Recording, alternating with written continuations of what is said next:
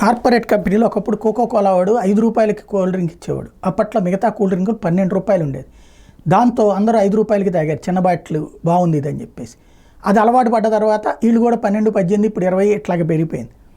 అట్లాగే అలవాటు చేశాక రేట్లు పెంచడం అన్నటువంటిది ఒక విధానం.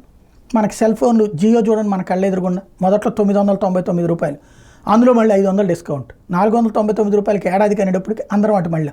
తర్వాత ఇవాళ చూస్తే 3,999 రూపాయలు, 4,000, 4,500 ఇట్లాగా. అంటే అలవాటు పడిపోయాక మనల్ని ఇప్పుడు అదే కాన్సెప్ట్ క్రమంగా కొత్త మలుపులు తిరుగుతోంది. ప్రతి ఒక్కళ్ళు అదే విధంగా. మెట్రో కూడా అంతే. ముందు ఫ్రీ పార్కింగ్, మీరు మెట్రో దగ్గరికి రండి, మీ వెహికల్ పార్కింగ్ పెట్టుకోండి, డబ్బులు ఏం కట్టక్కర్లేదు అనగానే అందరూ హ్యాపీగా వదిలేసి వెళ్ళారు, చక్కగా అలవాటు పడిపోయారు. మెట్రోకి అలవాటు పడ్డాక ఇప్పుడు తీసుకొస్తుంది ఏంటి, హైదరాబాదులో అక్టోబర్ 6 నుంచి నాగోలు, మియాపూర్ మెట్రో స్టేషన్లో నామమాత్ర పార్కింగ్ ఫీజు, బైక్స్, 4-వీలర్ వాహనాలకు ప్రత్యేక పార్కింగ్ ఏర్పాటు చేస్తామని ప్రకటించారు. ముందు నామమాత్రం, ఆ తర్వాత ఏమాత్రం అర్థం లేని విధంగా పెరిగిపోతూనే ఉంటుంది.